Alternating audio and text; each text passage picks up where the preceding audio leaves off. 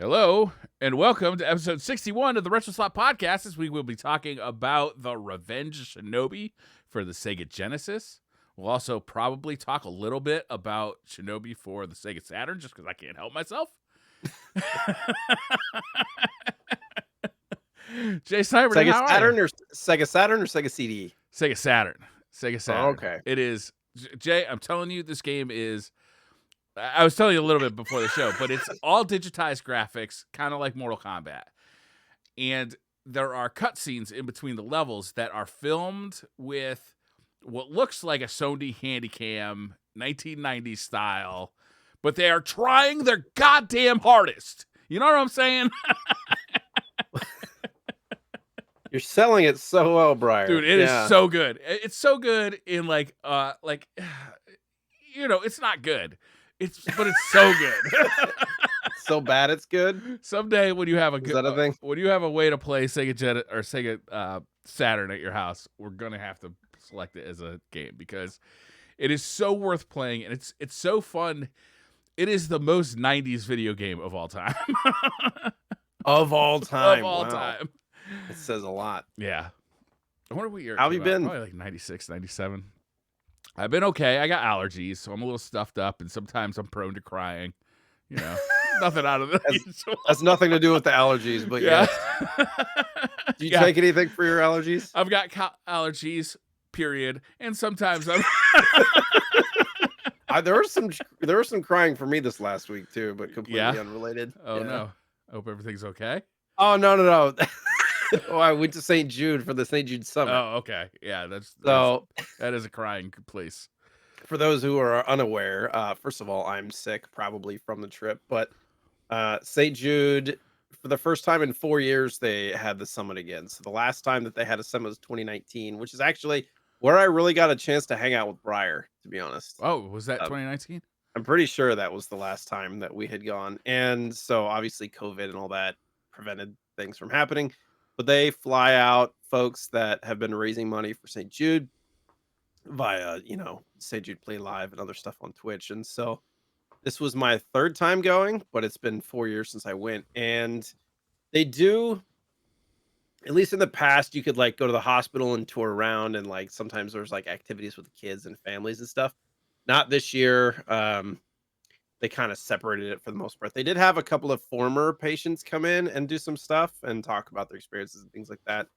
But there's we did do some touring, and there's some, like community based stuff where we're hanging out with each other. And then there's like the programming where they're telling us more about what's coming or what they've been working on, what the money is going towards, all that kind of stuff.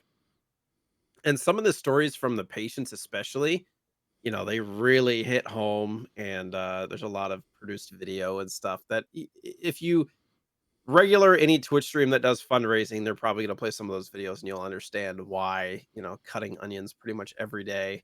Yeah. That it's hard not to feel something. You know what I mean? Yeah.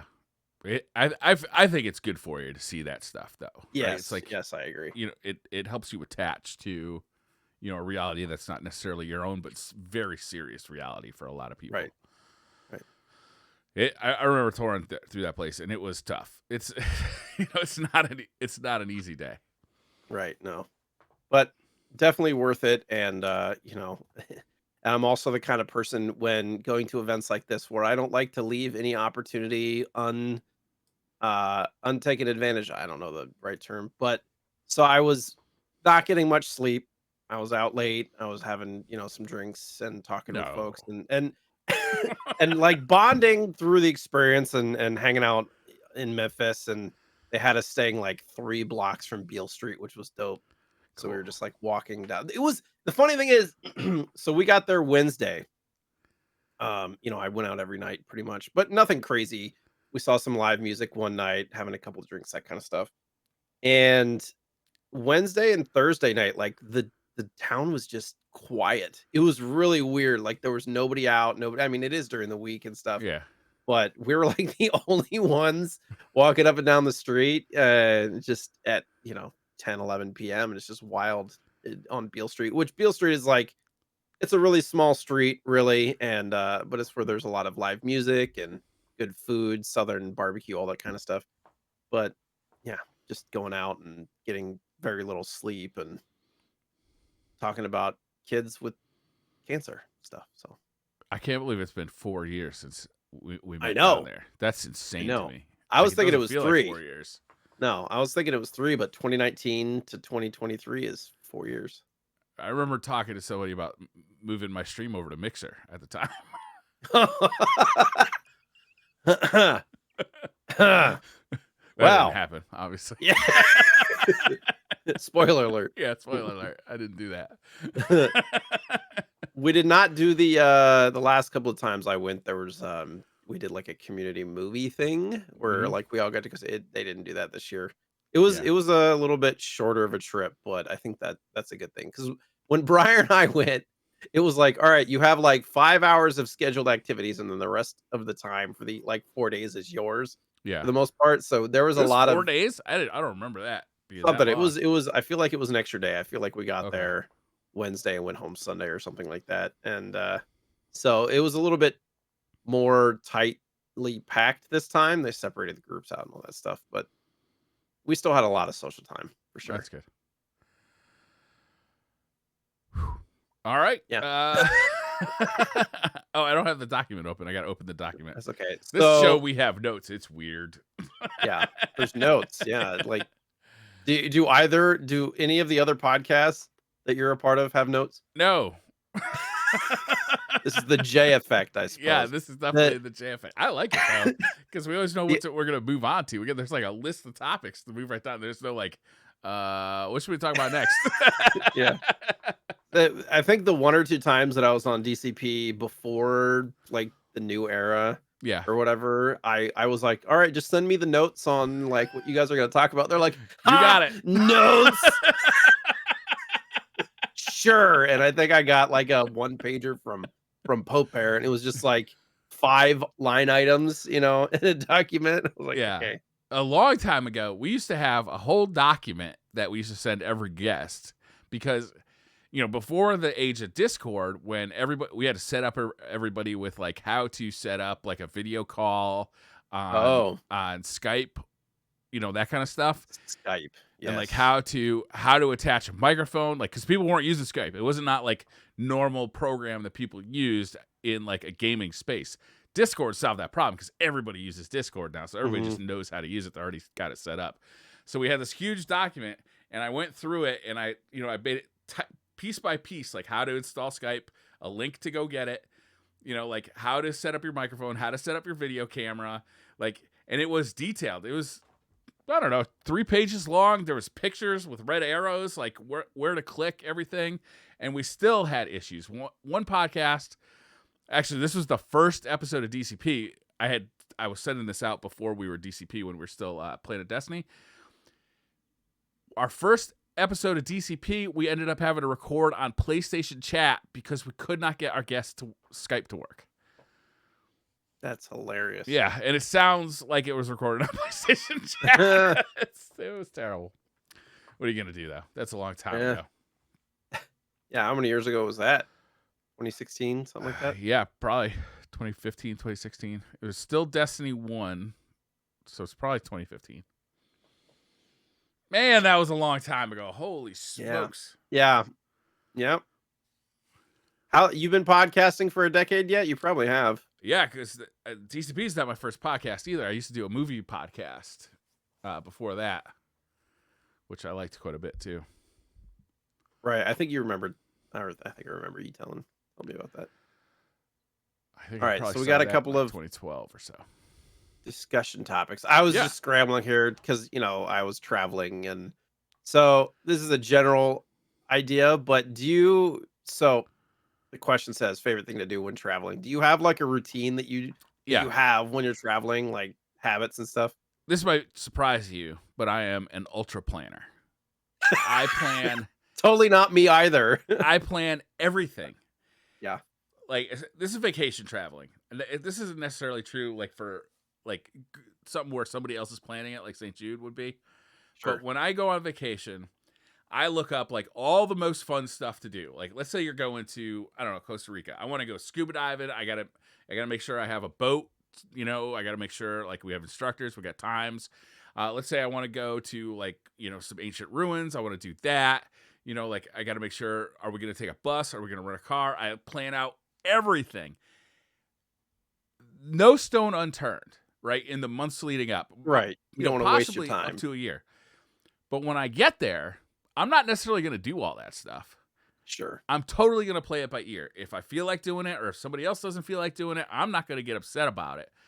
But I don't want to get there, find out, oh, we could have gone to see like a pyramid, but we can't because it's all booked. You know what I mean? Yeah. So I leave that option open. And if we want to go, we go. If we don't want to go, we don't go. But I make sure we have the option when we're there. Do you schedule like days where you're not doing anything or No. blocks of time? No, you just everything. Okay. No, if you feel like taking time off, take some time off. But like, for instance, on our honeymoon, if we took quads through the desert, like we rented quads for the day, and come to find out, we were talking to the guys. Oh, it's 6 months to reserve these things. It's lucky you guys reserved them when you did. I'm like, oh, because like if you had just like said, oh, that'd be fun. Look at this. Right. No way you would have gotten in. You know, you wouldn't. Yeah. And it was cheap. It was like $100 per person for the entire day, and it was like we still laugh about that trip. That's cool. Yeah. So yeah, that's my favorite thing to do is make sure I can do everything, but I don't have to do anything. Sure. Do you have anything in the airport where you have to do it, or it's just like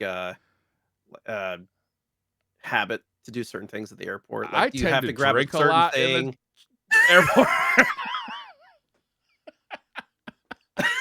You're like, I got 15 minutes till my flight boards. Better get one in quick. I don't like flying. It's not that I'm scared of flying. I just find it extremely tedious, right? Like I don't like waiting in the airport. I don't like going through the train, like the lines.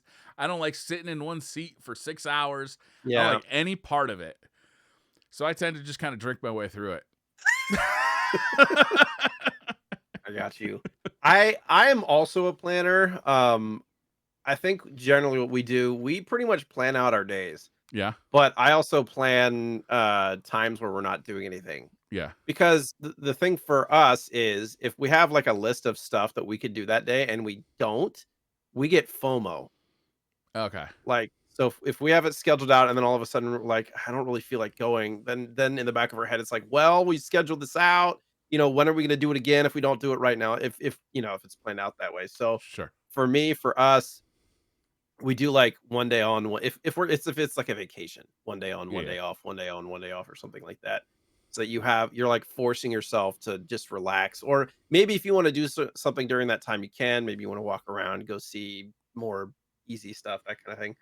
But as far as the airport goes, like I have a routine. Like I get through security, go to the bathroom, grab a bottle of water from the store and a Butterfinger. From the bathroom. Like I have to get a fresh bottle of water and a Butterfinger. It's like my thing. Yeah.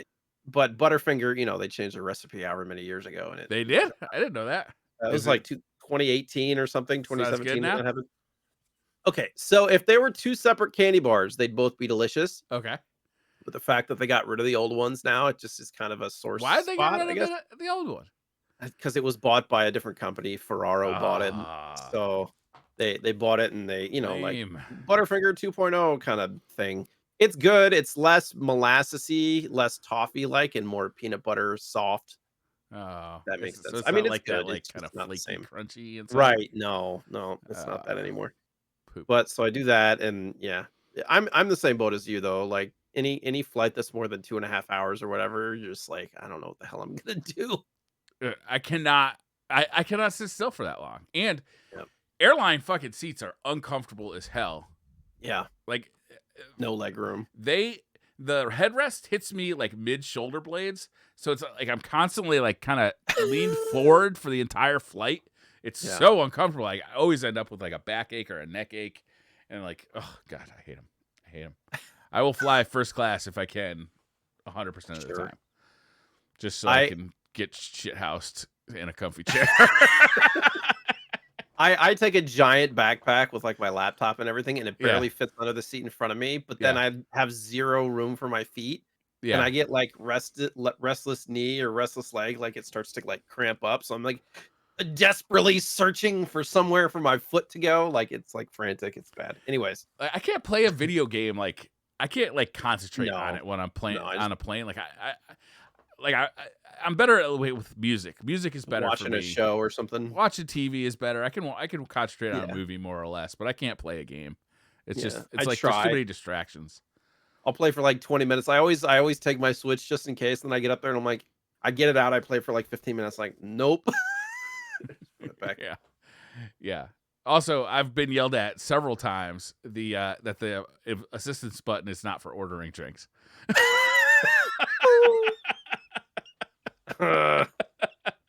Sir. I said, "Really? What's it And for?"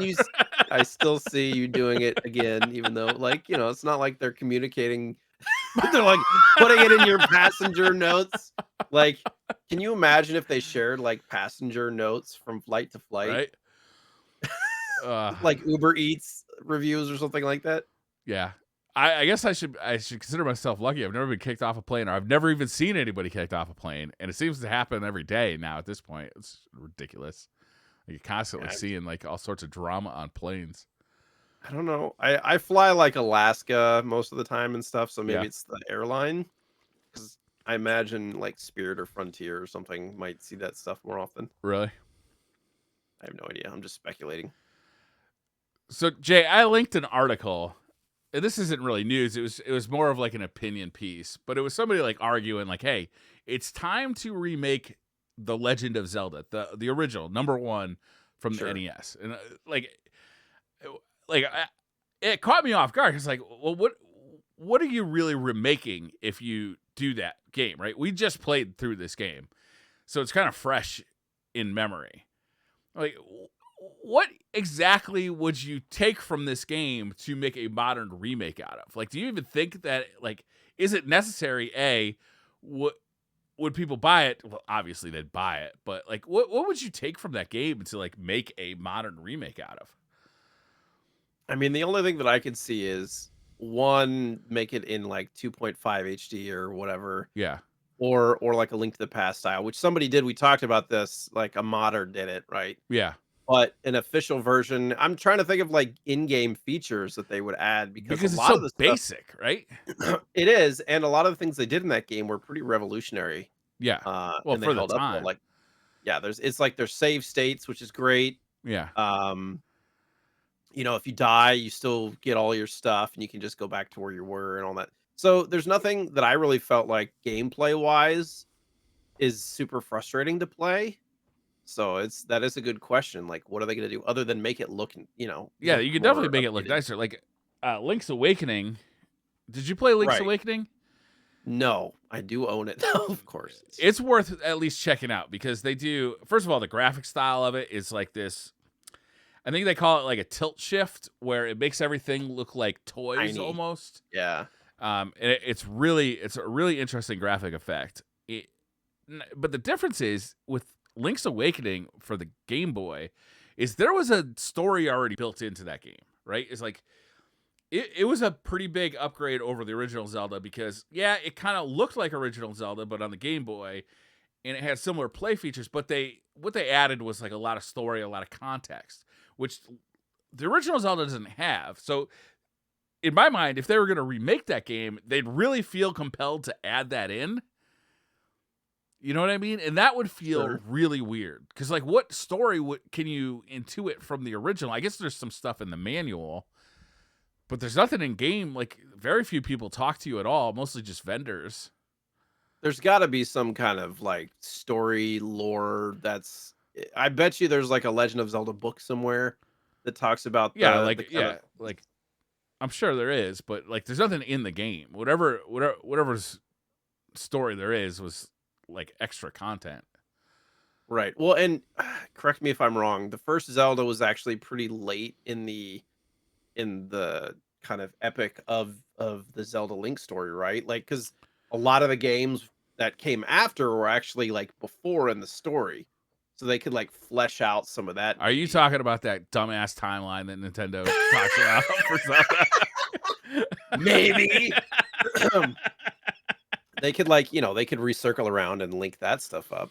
Link link it up, link Yeah. it up. I don't know. Like, I would buy it. Like, of course, if they remade Of course you Zelda, would. of course I Because would, you're a right? But you're a homer. yeah, and like, and I'm more excited for, like, I like the older Zeldas much more than I like current Zeldas, right? Like, Tears of the Kingdom Sure, is coming out right sure. around the corner, and I'm like, I'm gonna check this out. But Breath of the Wild isn't my Zelda.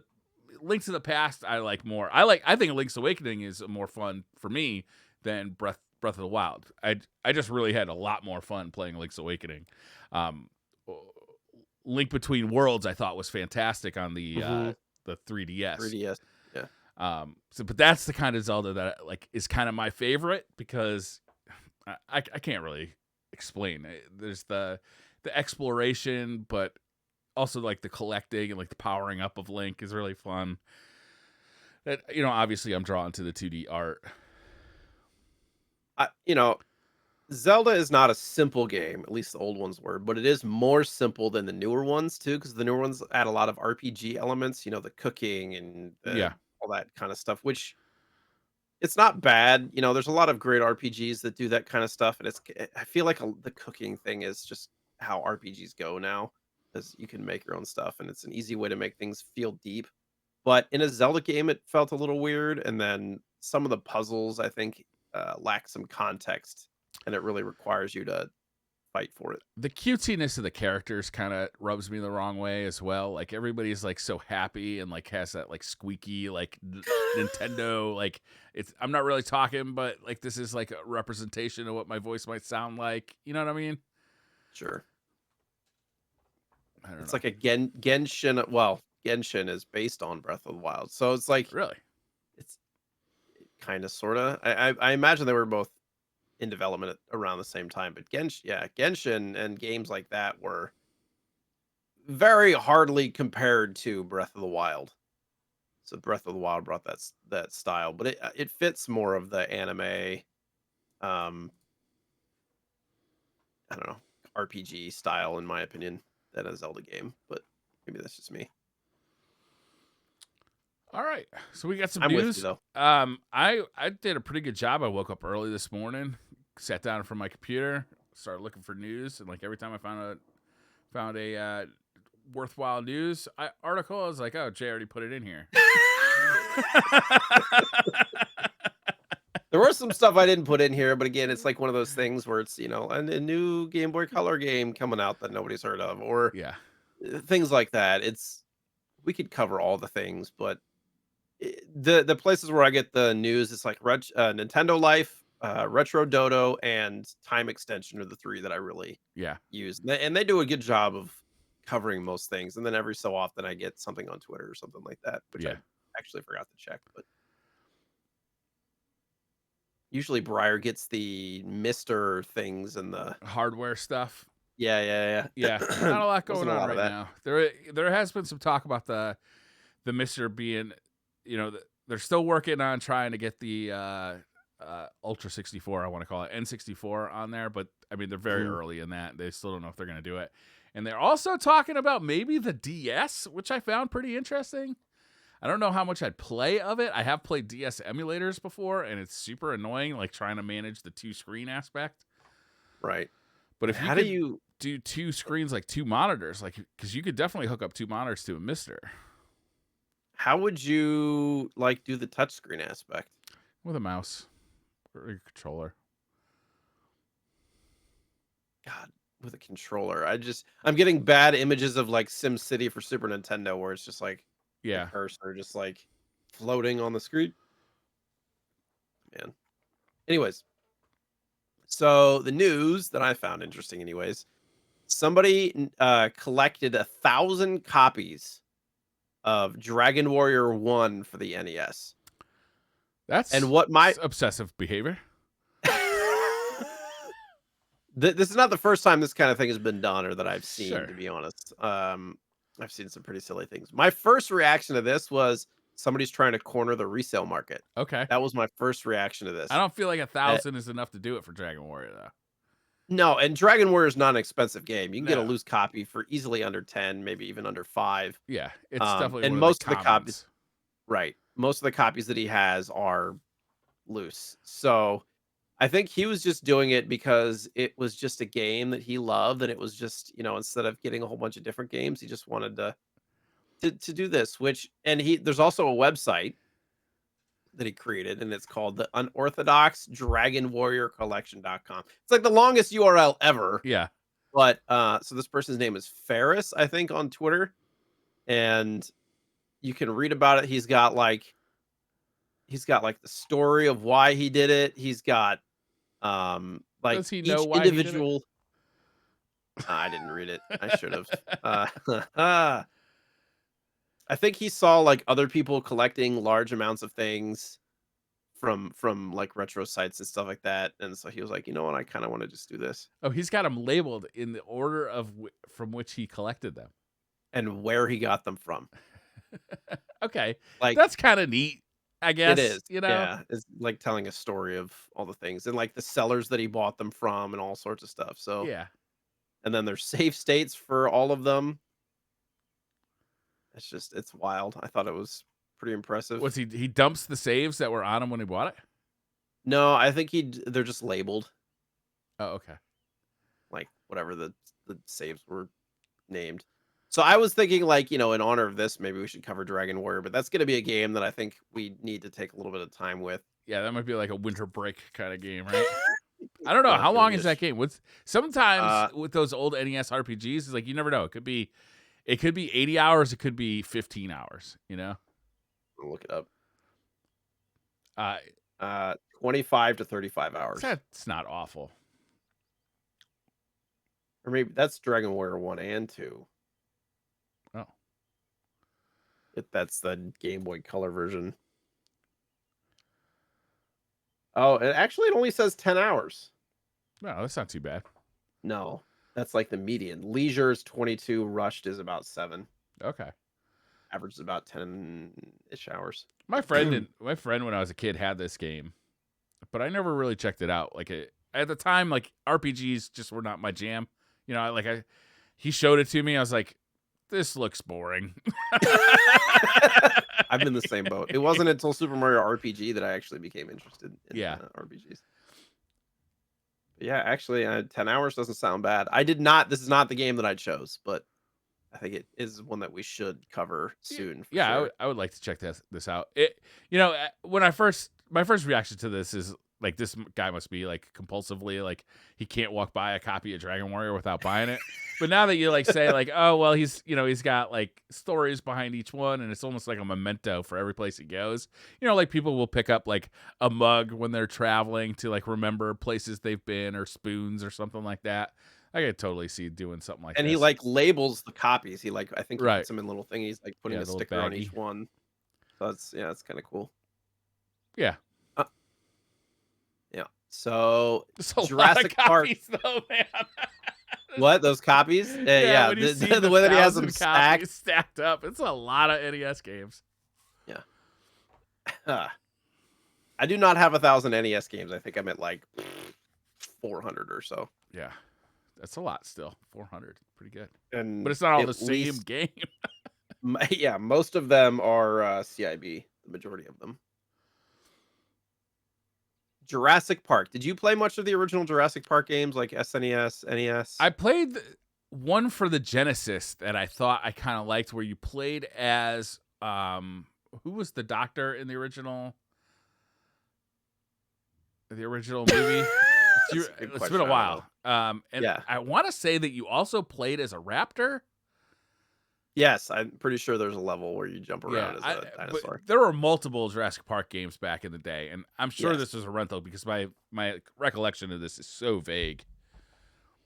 So, Limited Run Games is going to come out with a 30th anniversary retro collection, Okay. which will says the teaser is going to feature. Well, the teaser shows the NES, Game Boy, and Super Nintendo era games, which there are more than one. So, like Super Nintendo had 2 of them. Same with Game Boy; it was the same game. The NES had one, which I think was basically the same as the first SNES one. So I don't think it'll have the Genesis one though.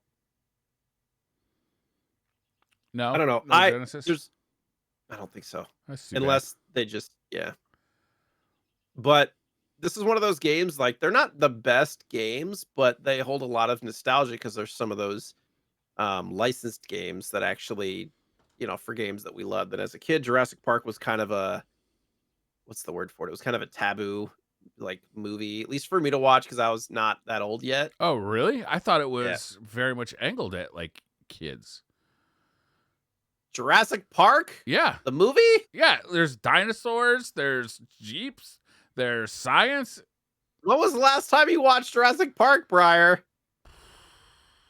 It's been a minute.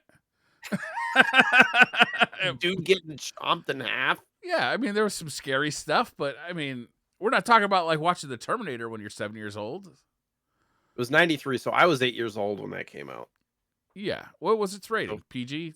It was PG. I don't think we're ratings out at that Oh, point. they were definitely out. Yeah. PG-13. PG-13. Okay. Yeah, Yeah, that that seems adds up. appropriate. Yeah. Yeah. But anyways, so it just says later this year. There's no real date yet for this, but for any Jurassic Park lovers Yeah. or limited run lovers. I got a couple of games that I'm waiting on from Limited Run that I'm really looking forward to. And Limited Run is kind of a trap because if you order something that you're actually excited about, for instance, for me, the game is called Espeluna 2. Yeah. It's like I could buy it right now digitally and start playing it. But I already bought it, the physical edition. I'm just waiting for it to come. So I'm like, Mhm. I could be playing this game, and I can't wait to play this game. But I'm like, because I have paid more for it to get it physically, and because I've done it through Limited Run, where it's like, who knows how long it's going to take to get to you? It could be a year or more. It's like, it's like I'm impatient. I'm an impatient person, and Briar waiting for it to come. it is, yeah. Limited Run is like, it's cool that they put games on physical that wouldn't have gotten a physical release, but at the same time, it sucks that it just takes so long to get it. Yeah. It's kind of how it is with the era right now with Analog and Limited Run and some of the other Yeah, developers. yeah. What's next? So there's some new Lego sets from Donkey Kong and Sonic, Oh, which they are not cheap, but it's Lego Lego. is Lego's not just cheap. not cheap. Was Lego ever cheap? Yeah, it wasn't expensive like it is now. I remember the little sets being like $2 or $3. Now they're, 7 to 10. Yeah. And a big set would be like 30 or 40. Now it's like 100, 150. It's So wild. Legos were basically free when I was a kid because they were just like bins of hand-me-downs. Like there was no like, collecting sets. I'm sure somebody was doing it, right? But it was not like part of popular culture. And there was certainly never like a box that had a X-wing an X-wing on the cover and cost $250. Like that is completely, a millennial thing, right? It came after the 2000s. I think the first one of those came out like right in 1999. So like Legos were just like, there'd be a picture of like a firehouse on the front and it'd be like $15. Yeah. I do remember getting sets occasionally as a kid for sure, but I was the youngest, so we had the giant bin of Legos. Yeah, And we have a huge bin down in the basement, and I'm like, what should we do with these? Like, because they're not in like sets anymore. They're all mixed up. yeah, we struggle with that with with our oldest because he loves Legos and he likes Yeah. the Technic stuff, but we still get him sets occasionally. It's okay. Well, how do we keep these separated? Yeah. No Or way. should we? It just I don't know. We haven't gotten to the point where we're just throwing them all in a bin yet. Because if you're spending there was one set. God, how expensive was his Easter set? $65 or something like that for a Minecraft set. Yeah. I don't want to just throw in a bin when it's that expensive. One Christmas, we took the kids to FAO Schwartz, and we kind of said like, this is like a trip to pick out your own Christmas present. Like you get to pick out whatever you want. Like this is like a part of the trip. Part of the special occasion is like going to FAO Schwartz, like the most magical toy store in the land, right? or it was at the time. It might be closed for now. So we walked through, and they both decided on Legos. One of them got pretty baller R2-D2 that's probably 1.5 feet tall, and it was pretty expensive. He built that thing, and that actually still exists. It's still like built. The other one bought actually a pretty baller VW van. It was like a camper van, and that ended up on top of like a bookshelf. And I was moving that bookshelf, and the thing rolled off. Oh no! Rolled off. I know where this is going. And it hit the ground, and that fucking thing shattered in like there were no two pieces attached anymore. And I'm like, oh no, I have committed a serious crime To just like walk backwards out the door. Just I put it all into a bag. I was like, well, what do I do here? Do I like rebuild it? Like, where are the directions? I'm never gonna find the directions. you can get them. You can download them. Yeah. Okay. I don't know. 100%. Like, Was this recent? No, it was many years ago, and now I've still got the thing in a bag though. Thinking that like I could put it back together. You can yeah, there's websites where you can download instructions. Okay, maybe I should do There's that. actually apps that you can do that too. There are apps. They're trying to like 2023 the fuck out of Lego because like Yeah. you can download an app, and theoretically it's supposed to be able to scan. You're supposed to be able to take a picture of the Legos that you have, and it's supposed to be able to scan them and tell you what you can build with them. Oh, that's interesting. But it doesn't work all that well. So they're but just it's still taking the really imagination completely out of the entire process. Let the computer tell you how to put it together, you dumb meatball. I swear to God, as soon as we invent fingers good enough for this, we'll take you out of the equation altogether. You stupid ape. Oh Jesus! It's more for like the sets, the sets that they have. But it's hilarious. I don't know. What do you think of these Lego sets? Ah, they're cool. Yeah, And they're not for me, but I'm sure somebody will like them. yeah. I don't. How come they don't? They're not just like regular minifigs. Like they're like You have these to build big them. figs. You have to build the figures. Yeah, they're like bigger they're than kind of minifigs though. yeah, they're like medium figures. They're not the mini figures. It's like the Super Mario ones.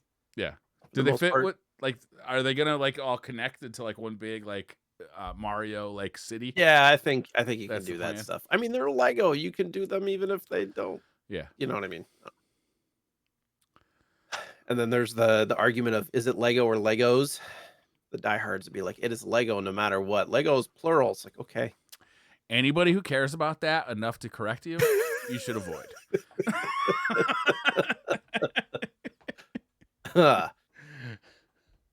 Did you see the next one? The artist remade first gen Pokemon at a 2.5D. No, I didn't see this. Oh, this looks amazing. This looks like Octopath Traveler.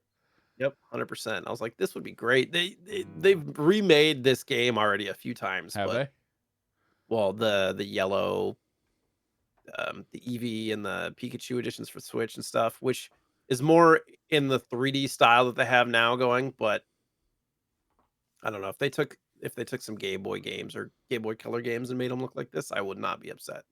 Yeah, this looks really nice.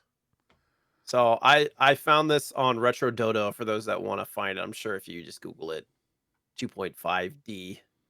I like that 2.5D because it's like the HD 2D style. Yeah, it's cool.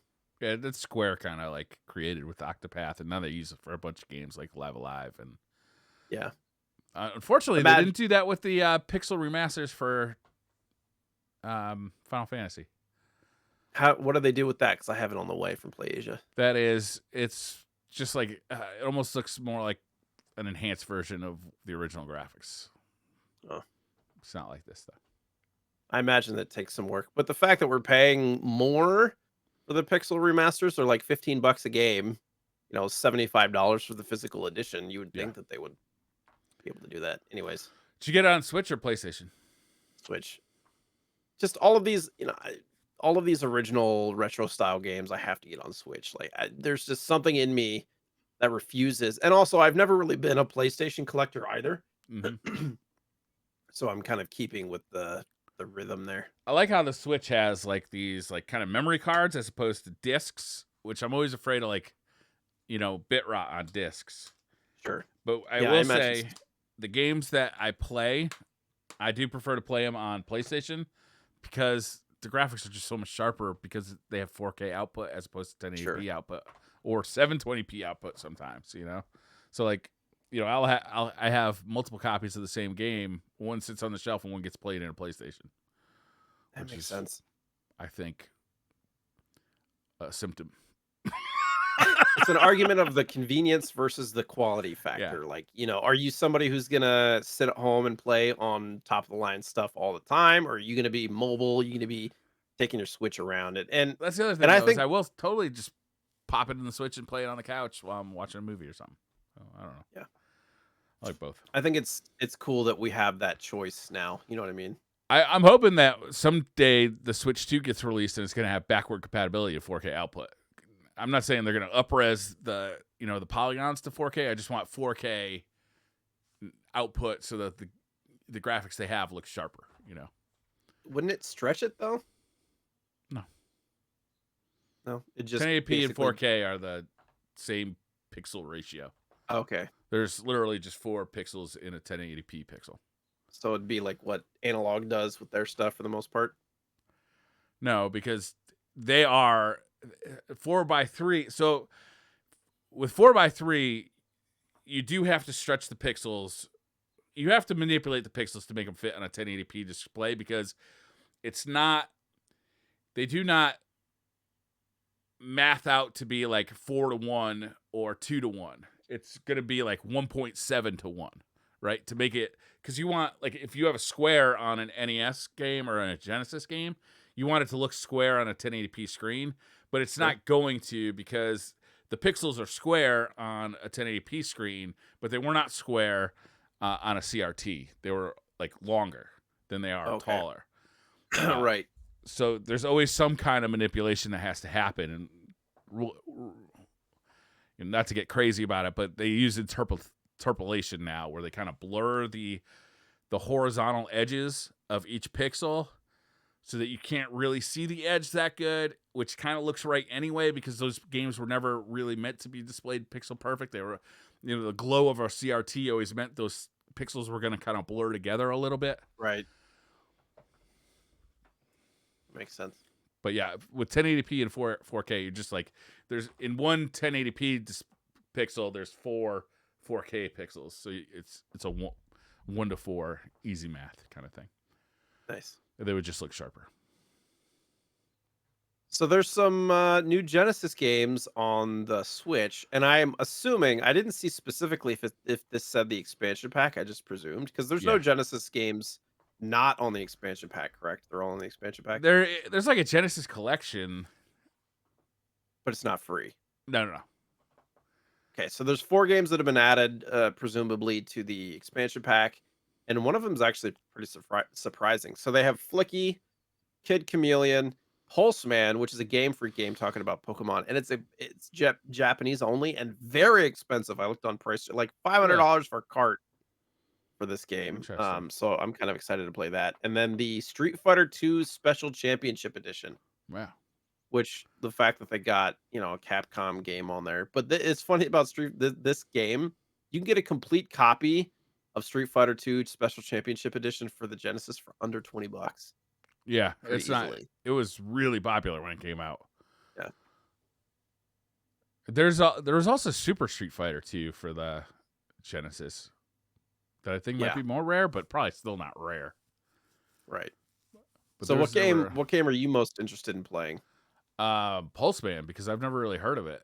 Kid Chameleon I never dug on. Flicky I really do not like. Street Fighter 2 Special Championship Edition. Look, there's a lot of different ways to play Street Fighter 2. I don't think this is the best one. Sure. It looks okay for a Genesis version of this, but man, the sound is grating. Like,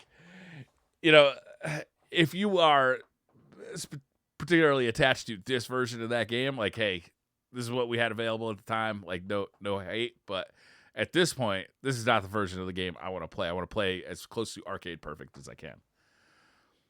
Right. And you've been playing 6? Yes, the demo is out for 6, and Right. I've been playing How's that been? 6.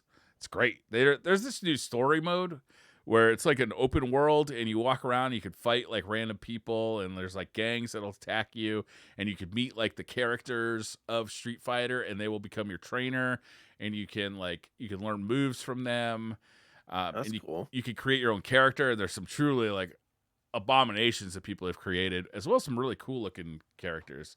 So it's really neat that they have this like really fleshed out single player experience for a Street Fighter game, which to my knowledge they've never done before. Yeah. Yeah. That's always been like a Mortal Kombat thing. This is really cool, but also there's like the full on like arcade style stuff. You know, there's like the traditional Street Fighter stuff, and that's very good so far. So like I think this is going to be a big deal. The new Street Fighter 6 is going to be a big deal because I think it's going to really appeal to people outside of fighting games that just see this like cool new Street Fighter. Like, oh, that looks pretty cool. It's got a single player. Okay, I'd like to check that out. Not necessarily like going I'm to go in to that Evo. camp. Yeah, I'm in that camp. So you're talking about fighting games. I aged myself out of that long ago, but talking about I love the Street Fighter, just the story, the epic, like all the Street Fighter stuff. I've always had a huge love for. I mean, I'm playing Street Fighter Duel still. Uh so playing a first person or a first one player experience sounds actually really cool. yeah, I it's pretty fun. Sweet. Well, I'll have to keep that. When is that released? Do you know? June 2nd, so a month from today, actually, a month from Okay. the day we're recording this. Gotcha.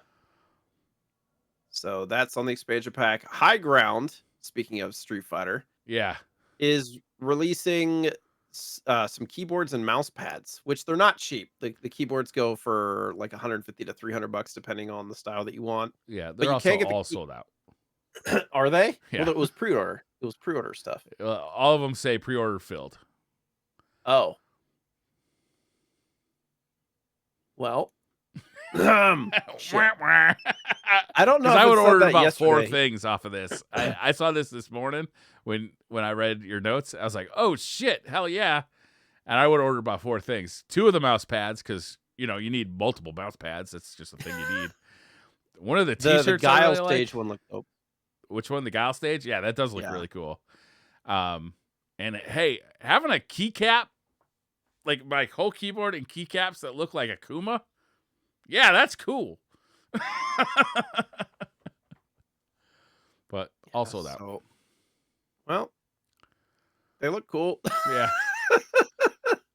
Maybe who knows if they'll have more. That is, Yeah. when did this news? Oh, I guess this came out. The news for it was like 2 weeks ago. So, bummer. This next story is fucking awesome.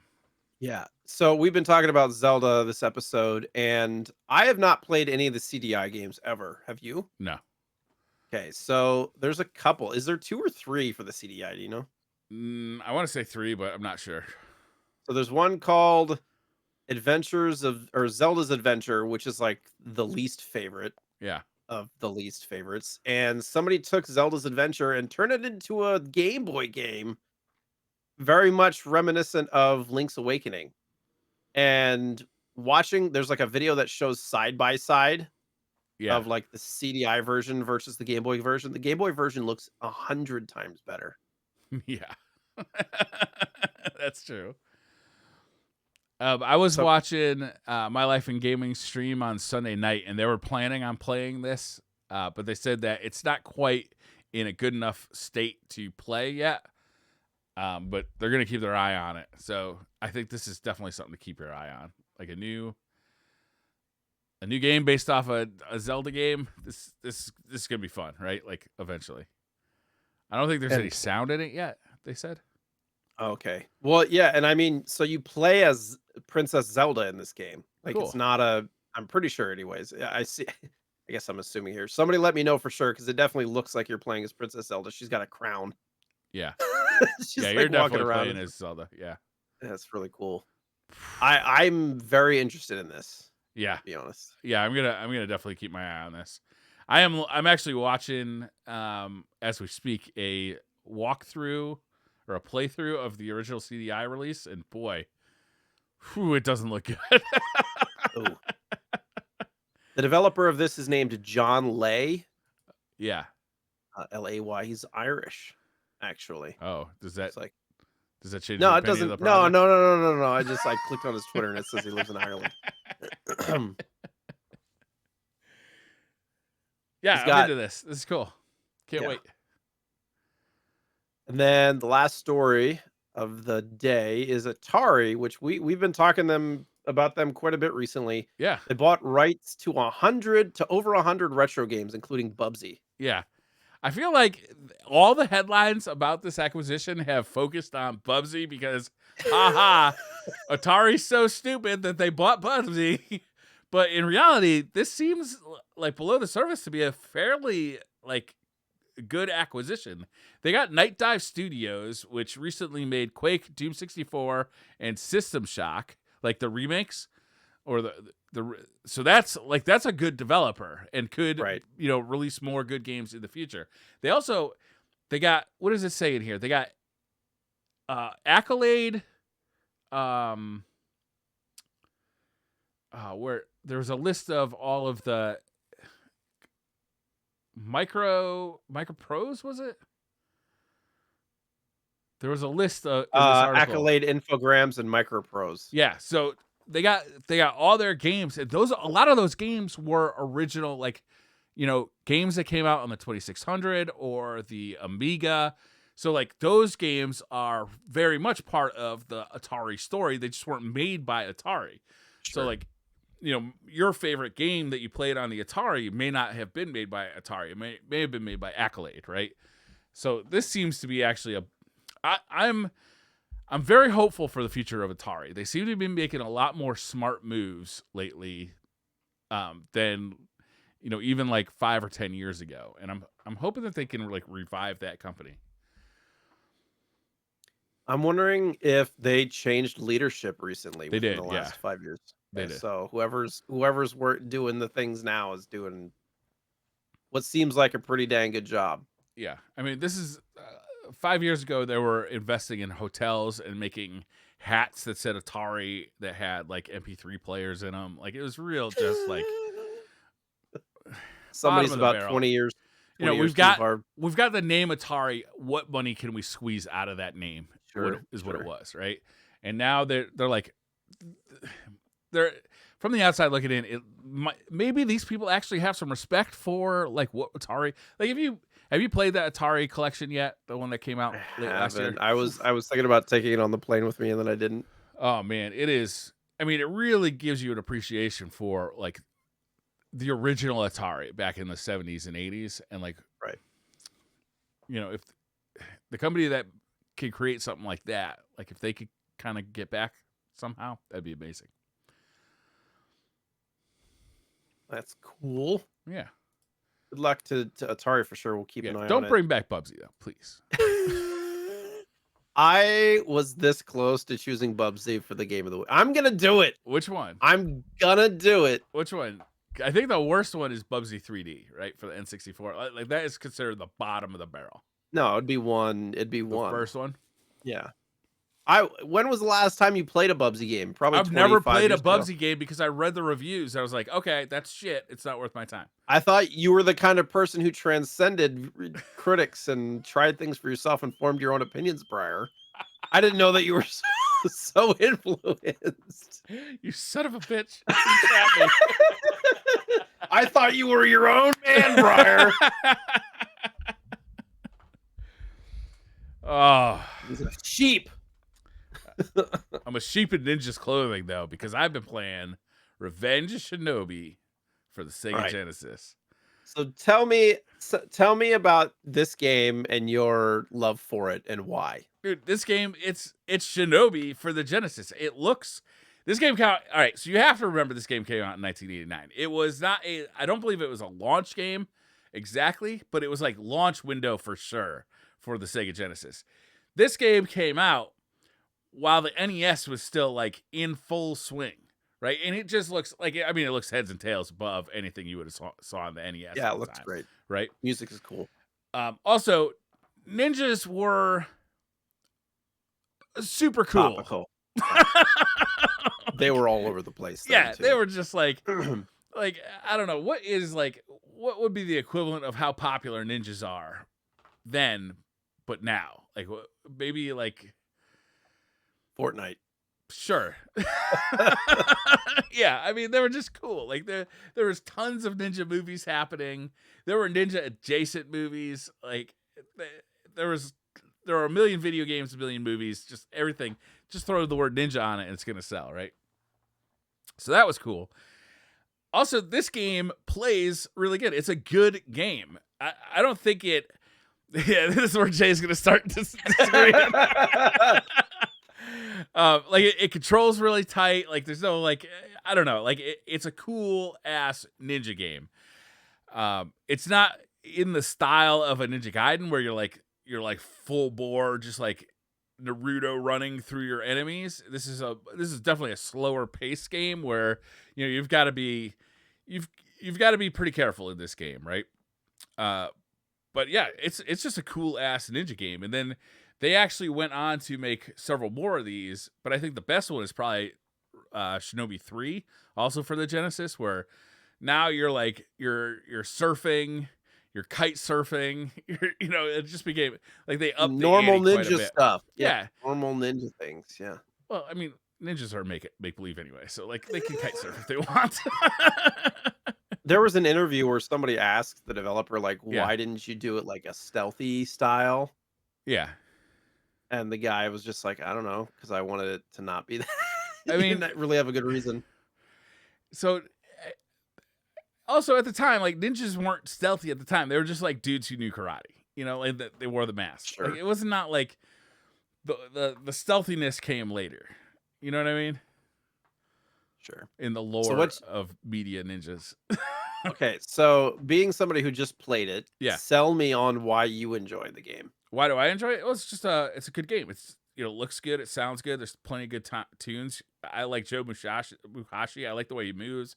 I like the double jump. I like the moveset. You got the shurikens that you can throw. You've got like a close range move, like a kind of like a knife swipe. You also have this like double jump where if you double jump and then hit your shurikens, you can kind of do this like Wait, you can double jump? Yeah. Well, things are starting to add up, Jay. I should have read the manual. I'm like, we're talking, and I'm like, maybe I should have read the manual on this one. If you do this like double jump, you gotta double jump, and then you hit the throw shuriken button. You do this like crescent moon. You throw 8 shurikens in kind of like a quarter circle. And that would have made so much difference on that boss fight that I got stuck at. Shit.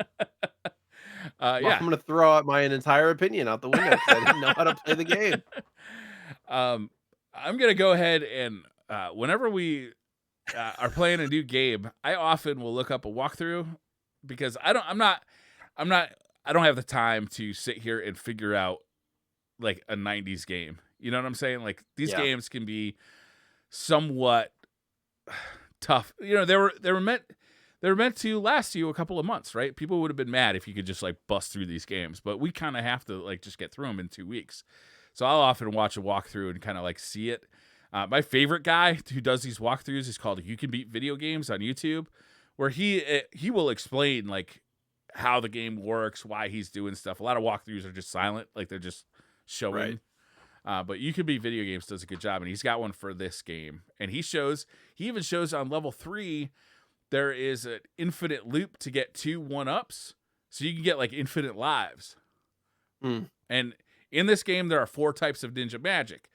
One type of ninja magic gives you an overshield that can take multiple hits. One time sends this like fire dragon up and down the screen and destroys or does massive damage to bosses. One kind gives you a super jump, which like lets you jump higher and double jump higher, which can be really helpful in some of the levels. And then the last kind of magic, and absolutely the coolest one, allows you to blow yourself up and you do big damage to whatever's on the screen, and you just like Game's respawn over. in place. No, you respawn in place, but obviously it takes a life away. Hmm. which is a strategy because if you're in a boss fight or you're getting low on health, you can use that ninja magic to kill yourself, do a bunch of damage to the boss, Full and then health back. you respawn in with full health. That's smart. Yeah, Now I need to go back and replay this game because I was single jumping. yeah, I got to the first boss and I couldn't figure out how to beat him because there was no like I could jump over him, but the second I jumped over him, the boss would just swipe me and hit me. yeah, And I didn't have time to and that boss specifically and some of the enemies too, you'd throw a shuriken at them and they just block it. Like there wasn't really yeah, with some of the smaller enemies, you could like crouch and get them or whatever, but the boss you couldn't. He was just like pink, pink, pink, pink. I was like, how am I supposed to beat him? So double jumping and doing the flying thing, the probably would have helped. So yeah. So I'll there's just two ways to beat that boss. The first way is to walk right up to him, and he'll swing his sword, and you back up, and you turn around, you jump, and you throw a shuriken in his face while his sword is I extended. tried to do that. Yeah, it Right? was tough. It is tough. It's tight timing. The easier way to do it is there's like a platform right where you spawn in Mhm. on the left-hand side of the screen. There's a On both platform sides. you can jump up onto, and then you basically do the same thing. You wait for him to swing his sword. You do a double jump and throw the shurikens down on him. Oh, you can throw them down too. Yeah, that's what it does. Is it does like a quarter circle from like the down position to the horizontal position. There's 8 shurikens Okay. that come out in Okay. like a crescent moon. Okay. Yeah, I need to go back and play it then. Yeah, that is Because a I big was just part of that game. You're not going to get far without double jumping. yeah, yeah, I got there. That's where I got. And then I died a couple of times and it reset all the way back to the beginning of the game and I was like, "I'm done." I was like, "I'm not." I hate when games do that because you got to play through multiple levels to get just back where you were. It's Yeah. a frustrating thing. This game I'll also has an blame easy mode that you can give yourself 9 lives, and then there's also I think 3 continues. So yeah, there's that's like 5 different game or 4 different difficulties. yeah, so that's like 27 shots plus there are tons of 1-ups.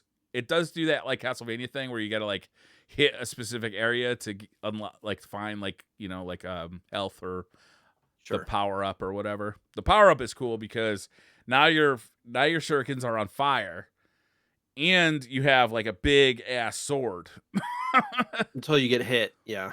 Yeah, but if you use your ninja magic to give you a shield, then it'll last longer. Oh, fair. All these strats. I'll just blame the fact that I was really sick yesterday and the day That's before fair. a little bit and then traveling and all that stuff. So Is this I'm gonna game blame that. is this game on the Genesis or is it on the Switch? No, It's it's not. not on the Switch, but it is on I'm trying to remember what the last release of it. There was like 7 different releases of this game Yeah, it's like a over the Genesis years. staple. Yeah. I'm trying to I'm surprised it's not in the Genesis collection. We really should look this up before we do the game so we can tell people where they can Where you play can it play before. it. Yeah, that's a good point. Yeah. I'll start doing that in the Figures in. future. I'll Yeah, at least same. find out if you can play it on the Switch or modern console. I feel like it's in the Genesis collection. I don't have my Switch here to like actually look at it though. Super Smash Pack releases. Nope, that's different. Never mind. While you're looking that up, this game also has like some real like fucking baller ass copyright infringement. Yeah. If you play the right version of the game, you get Rambo in the game, Jackie Chan in the game. You get the Hulk that will turn in when you defeat him will turn into the Terminator. You get Spider-Man, who when you defeat him will turn into Batman, which is awesome. That's magical because you're taking Spider-Man, who's a Marvel property, and turning him into Batman, who's a DC property. That's special. That was only one of the 4 versions of the game though that you could do that. Yeah, I don't even know if that came out in America. I think that might have been. No, it did. It I'm did? pretty sure because once they licensed Spider-Man, and as soon as they Right. did that, they got away. They took the Batman. They took thing Batman out. out. Yeah. And when they changed Batman, they really changed it to Man Bat because like it's not like it doesn't look like the Batman from the comics, but it does look like a dude who is a bat. There's actually a website that I found, I linked it here, that's like the full story of the copyrights. It's Yeah, from a website called denofgeek.com, and it goes through like all the different versions of the game and like what happened for each version, all that stuff. yeah, The main part was the Spider-Man thing, but the newer versions that they brought out, like the one from Sega Genesis Classics, yeah. has no Spider-Man. It's just a Yeah, because they pink don't have dude. that license anymore. Yeah, Yeah, so I think when they got the Spider-Man license to make Spider-Man versus the Kingpin for Sega Genesis, they're like, well, they must have worked it out. Like, hey, you can also keep him in Revenge of Shinobi, sure. but they also have Godzilla, and they took Godzilla out, but they really just replaced him with like kind of like a bone Godzilla. Like it's the same thing. It's just like bones, which is Hmm. I don't know. It's somehow cooler, but this game. I think you wrote in the notes like the guy who was like the game director for this, the like asking me like, well, it was because I didn't have a lot of creativity, so I just like gave the artists like pictures of dudes that or things that I wanted in the game, thinking that they would kind of like take that as inspiration. But no, they Right. took it literally and they put Yep. Batman in the game, Godzilla in Yep. the game. Yep. Well, this is what they said. Yeah. Yep. Boss said he wants Godzilla. We're gonna put Godzilla in the goddamn game. So your point, Sega Genesis Classics, which is available Windows, Linux, Mac OS, PlayStation 4, Xbox One, and Switch. And it's in there. Yeah. Okay. I don't know if that is that a physical game too? I don't know. I don't have the physical version. I have it digital. I bet not. I'm looking it up now. It you also wrote in Japan it was released as the Super Shinobi. This was a Yeah. sequel to Shinobi, which came out in the arcades and on the Master System. And that was also an awesome game. And it has that same mechanic where you can kind of do. So Jay, you couldn't double jump between over the fence? I don't think I got there. I got to the first boss. Okay. Yeah, so there's a mechanic in the original Shinobi where you could kind of like do this like jump between like different levels, right? Not like platforming levels, but like between almost like 3D levels, like a level in the background, a level in the foreground. And this has that mechanic too. And in some levels it's like there'll be like uh the Rambo character carries a flamethrower and he can attack on both of those two levels. So it doesn't matter which level he's on, he'll attack you through both. Same with the grenade guys, I think. Did you find out if there's a physical? It is, yes. Okay. Physical on all three platforms, PlayStation 4, Xbox One, and Switch. It's about $35 on Amazon. I think other sites you can get it for like 30. Oh, that's not bad. Has more than 50 Genesis games. It actually and they have like the when it's like a 4x3 game, they put the background stuff on the sides or whatever. Yeah. That's pretty much what they did. Yeah, a lot of people don't like that, but I like it. It's better than just black bars. Yeah. Did you see the SegaRetro.org repository for this game? No. Has like magazine, like all the magazine articles that it was in the 90s, all the promotional materials and stuff. You can download the PDFs and stuff. And Oh, that's neat. I thought that was pretty cool for fans of the game that just like to see that stuff, bring back memories. Yeah, I can't remember. The ninja spells all have names too, and they're really cool. I don't know. This game is just fucking badass. Like it's just cool. My only complaint about the game is that it can feel a little bit slow. Like Yeah, it's like you're just walking. yeah, it can be. It's deliberate, I would say. Right? Is you have to really pace yourself. If you try and just like bust ass through this game Ninja Gaiden style, the chances of tons of enemies just like grouping up on the screen and becoming somewhat unmanageable is pretty high. Right. Yeah, I was able to get to the boss and it wasn't too difficult. No. You get kind of comfortable with where the enemies come out and stuff. But that boss, like knowing the like literally had I just read the manual, I'm sure I could have figured it out, and it was just my mistake. Yeah, the double jump So is key. You definitely wouldn't have gotten past the second stage without double jump. It would have been clear that you didn't know something because there's like a fence that you have to like jump over to get behind. right. And even like I think 2-2 is like platforming that you cannot progress without double jumping. Sure. It is weird to me how how typical was that the C button was jump for Genesis.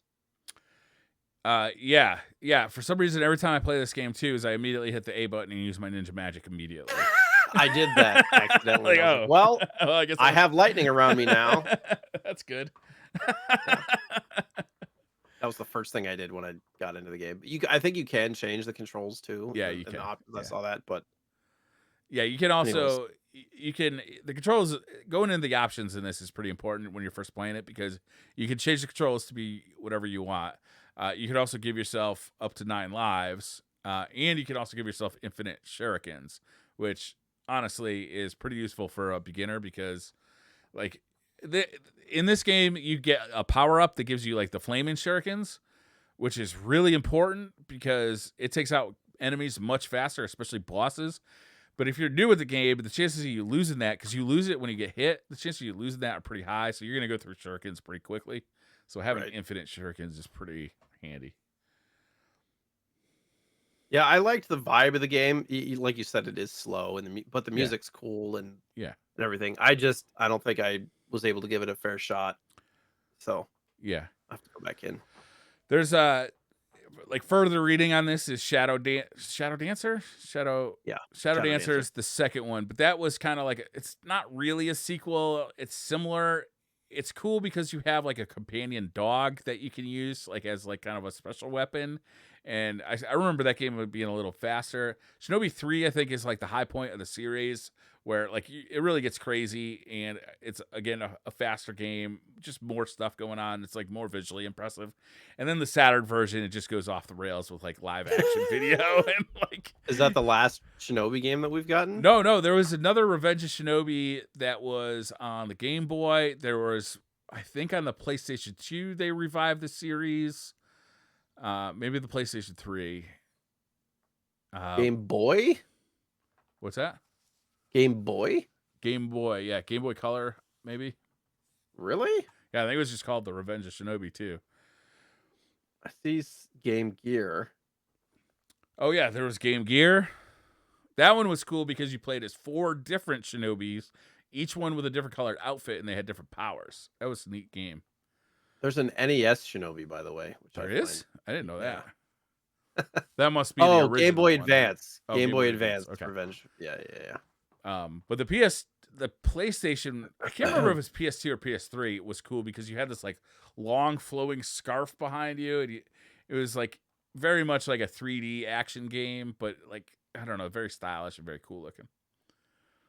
I'd like to play that again. I haven't played that since it was original. I should seek out a copy of that. Yeah, there hasn't really been any recent Shinobi games. Aside from Sonic, Sega doesn't really do much with their back catalog anymore. Like, we haven't seen I feel like ninjas aren't as prevalent now as they used to be. It's time for a And comeback. I feel like it's time for a ninja comeback. sure. What No style time would it like the be in? present. What style would it be? I don't know. We did like the stealthy, quiet ninjas for a while, and I think that led to the death of the ninja brand. It was just no fun to watch. So I Hmm. want the balls to the wall, American Ninja style, like bad acting, just like American Ninja Warrior Shinobi. yeah, I'm in. Did you ever see those movies, the American Ninja movies? No. Oh man, they were Oh, terrible. I bet you I did. Were they in the 90s? Yeah, I want to say they started in the 80s even.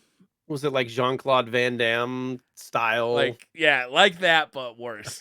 Yeah, I think I've seen it. I think I've seen at least one of them. Yeah, there's several of them. And I think the first one is like bad, and then they get real bad. It's like that because that's one of those ones that just kept making them, even though nobody was paying attention. Would you want it to be like modern style, kind of like the newer Ninja Gaiden movie games, or do you want it like retro style gameplay? Like if they were gonna make a new one, Yeah, like um, what's the name of that one? Oh God.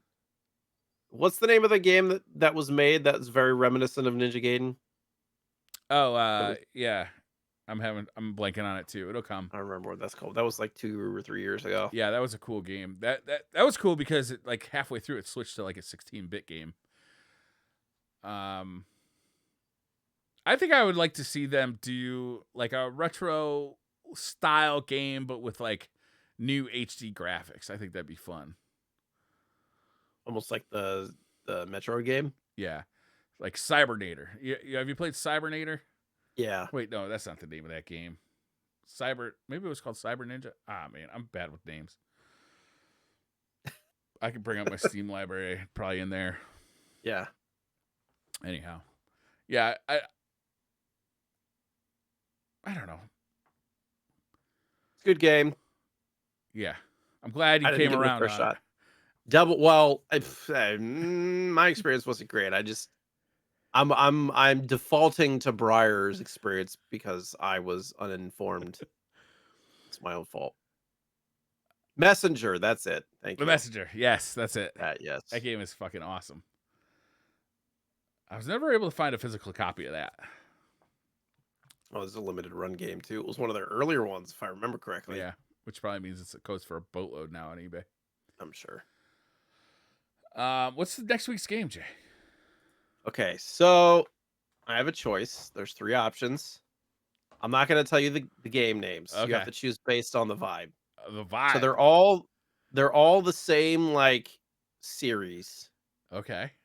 For all the same system. Okay. But one of them is, let's see here, one that we probably should have covered by now. 2, the second one is like a revolution in the style.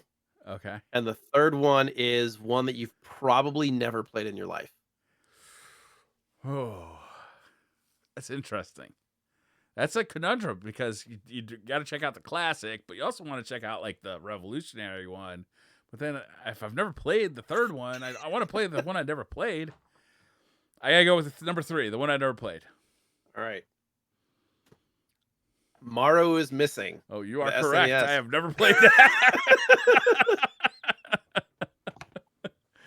All right. I don't think it's a very good game, and it's an educational game. Oh my god, So- it's an educational game. What are you doing? If you don't like it, blame Briar. No, you don't blame me. Do you want to retract? What are do you the want other to choices? do you want to know what the other 2 choices were? Yeah. I'll What let the you- fuck? I had a choice between Mario Kart, Super Mario World, and Mario is Missing. Dude. I'll allow a retract. if Dude, you I want. totally want to retract. I want to play Super Mario World. I've never beaten that game, and I'd love a chance to check that game out, actually. Never beaten it. All right. Oh, you wanted to Maybe- play Mario Missing, didn't you? No. Maybe I'll check it out for a minute. Okay. And give us like a Mario's Missing minute? You should as well. I think. Okay, I will. The game will be Super Mario World, but we can, sidebar Mario is Missing. This game, mine's the player's choice version, which is not preferred, but it was it's a very difficult game to come across. Oh, complete did in the box. educational Mario game not sell well? Pretty sure you can get it complete in box for like $60 now. Oh, okay, that's not that bad. How much? Yeah, I how think about it's Super like Mario World? How much does that go for? Complete in box? Yeah. Well, this version probably between $250 and $400, and then the non-player's choice version is probably $500 to $800. Because is that the same kind of thing where it was a pack-in, so most Yeah, people like had it as a nobody had the box and manual. You Yeah. know. pack-in? Interesting. Wilson said L choice. Wilson, was trying to Wilson get in the chat? Wilson, I want to talk to you because we want you to come on the show. So I'm gonna get you. Put you on the spot. Yeah, not to put you on the spot, but we'd love to get you on the show. All right. So Super Mario World it is. I haven't played it in a while either. And I'm really curious to see how it plays on the analog system, because one of the things that can plague this game is input latency. Oh. Is Super Mario World is on the Switch Online, isn't it? It's got to be. Gotta be. 100%. Some people. So, do you have a ranking of the 2D Super Mario games, like like the platforming games? Do you have like favorites? A lot of people, this is their favorite one. Some people rank Mario 3 above this one. It's funny because I remember growing up, my brother hated this game, so I had the presumption that people didn't like it Really? growing up. I enjoyed this game because Super Nintendo was my first system. That was mine. I'd say Super Mario 3 is probably my favorite, and then this one. Okay. Yeah. I don't know. Super Mario 3 was so damn good. It was good. This game is really good too. I remember this game being fantastic. I don't remember how long it is or like there's an I've never beat it overworld in either. this game, right? Like there is in Mario 3? For the NES? Yeah.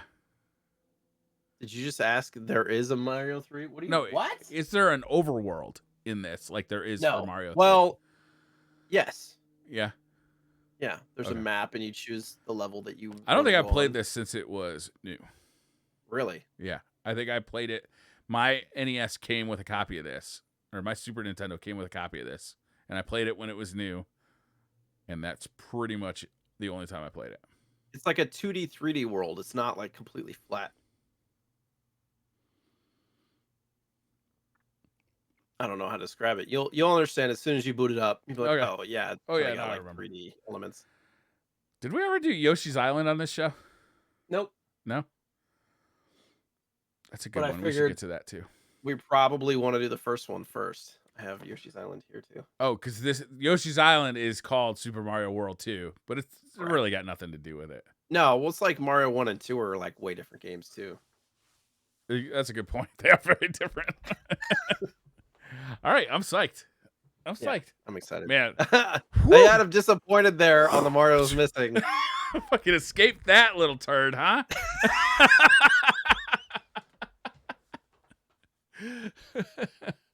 Well, I mean, Mario's Missing got like a 7 out of 10, 6, 7 out of 10. So I don't think it's like terrible, terrible, but it is like an educational. It's like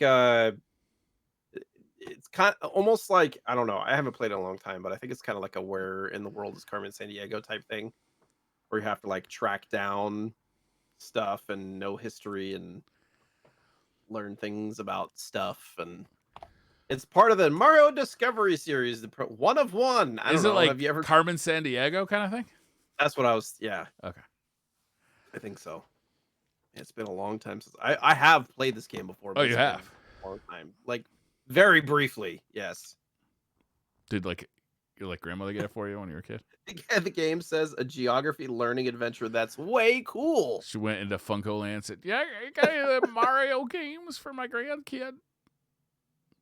It's got the software toolworks. I wonder if they're the people who did Oregon Trail because that's what that looks like to me. Does look like Oregon I mean, Trail. Oregon Trail was an educational game, but everybody loved it. That was because it was the only video game we had access to on the Apple II that was in the library at your school. I think Briar just has dysentery. You got any pickups, Jay? I got one. Okay. You saw it. Oh, I already saw it. Advance Wars. Nice. Advance Wars after a year and a half. Yeah. Pre-ordered. Have you played it yet? I haven't. Okay. I took it on the plane with me. I opened it and I put it in there. Oh, and well, it's not you like know, new anymore. it's just, Yeah, I gotta I'm order that. excited. I love the Game Boy Advance games. So Yeah, I can't remember which one I had on the Game Boy Advance. I had one of them, and I liked it quite a bit. I played a bunch of it. I didn't finish it, but it ramps up difficulty very quick at a certain point. maybe that's why I didn't finish it. It's real tough. Yeah, I'll probably order that as well. It's out now finally? Obviously. It is, yes. I think it's like $40. Are you gonna pick up the new Tears of the Kingdom? I'll keep my eyes on reviews. I mean, it's not like something that's going to be hard to find. It's No. a Nintendo game, so Yeah, that's true. I own Breath of the Wild. My wife loved it, so maybe I'll pick it up for her to play. Yeah. Did you see the Tears of the Kingdom Switch console that they put out? I did. Any interest in that? You didn't like that? I don't collect like Switch systems. Like Okay. I just don't. And I honestly think they're probably going to come with an updated hardware thing here pretty soon. They have some big shows and announcements and stuff coming up in the next 6 months. I think it's going to be something. Mark my words. You think we're gonna get a Switch 2? Or something. Yeah. Yeah, like a new console. Yes. It's time. It feels like it's time. That Switch is I But mean, I don't think they're gonna go away from that form factor. I think they're gonna stick with it for a I while hope not, still. man. I love that form factor. Yeah. I think it'd be silly to do it. I just don't know how they avoid getting into a Wii U situation again, where like, well, do I need to buy this one? I already have like the Switch for my kid. We have the Switch at home.